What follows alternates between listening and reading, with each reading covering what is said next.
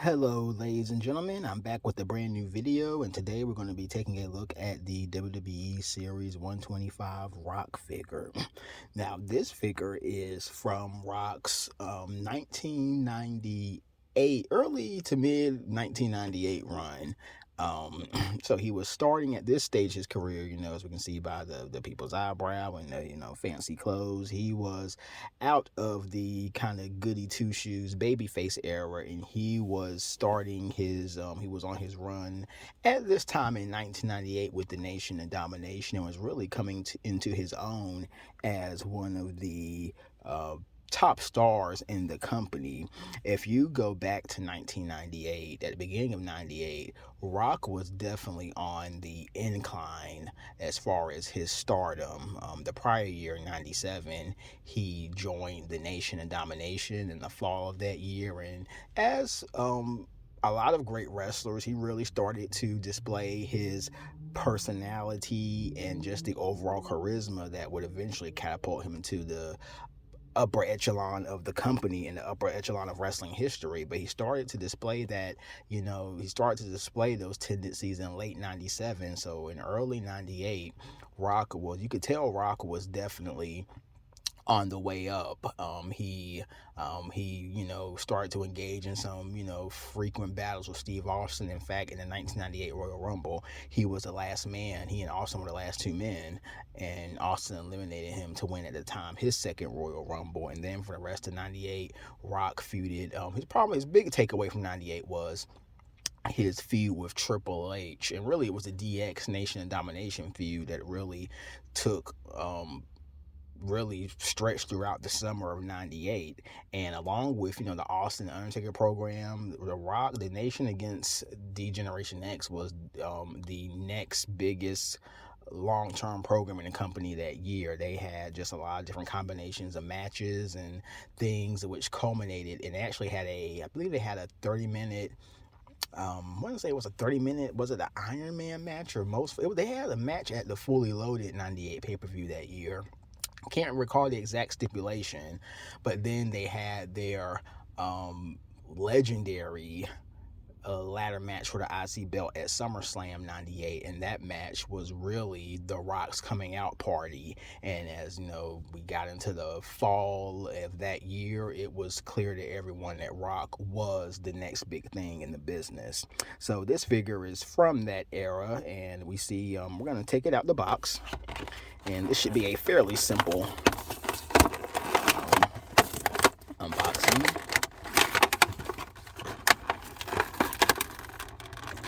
Excuse any junk dirtiness in the car, but hey.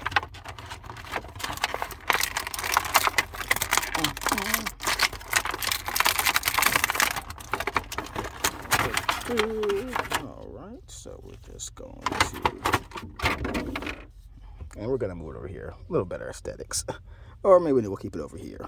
Again, sorry for the dust, but I do not clean my car as often as I should. So, hey, take what you get.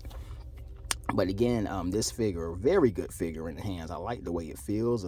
Continuing with my theme of figures I was getting last year, a lot of the dressy figures, figures of the guys in slacks and, non-wrestling attire. So as you see my Baron Corbin, Miz videos, does Cody Rhodes. I just really was on a kick last year of finding a lot of basics in this, of, wrestlers just in their more leisurely attire. And this figure, a basic figure, this figure is on point. The face scan looks exactly like the Rock from this era to me. We see the Brahma Bull tattoo on the left arm. Very, good chiseled physique. And we have the brown vest, which looks to be removable. It is. This can be removed.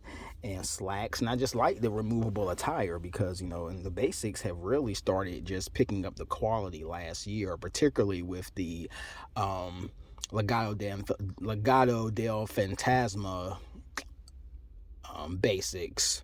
I really enjoy those figures because they had the extra mask and then the suits, and it was just really, really good figure. And again, just like I said, solid good one. And I do not collect a lot of Rock figures, because once you start outside of, figures of this style, him in, certain, I would say, non-wrestling attires, they all get very similar. And it's kind of like the Brock, to me, it's the Roman Reigns figure syndrome, where I just refuse to get any more Roman Reigns elites, because they all are the same base figure at the end of the day. Where in Rock is the same way, his figures, with the exception of, slight tattoos or hair changes, they're all the same figure of him in the black trunks with the boots. It's just the same. And actually, the current and the Elite Series 100, if they had taken out the Rock figure, because there's a Rock figure in that series which is the exact same as one of the top picks elites that came out last year. It's the exact same figure verbatim. The only exception is that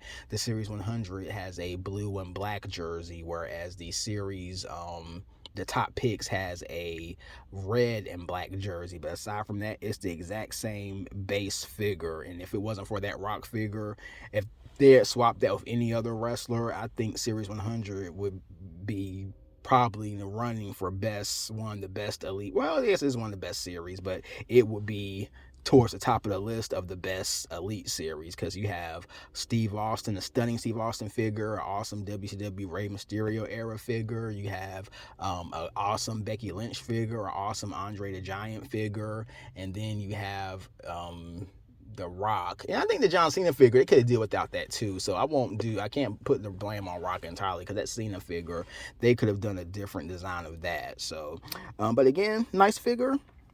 Feels good in my hands, and that's all I just wanted to show you.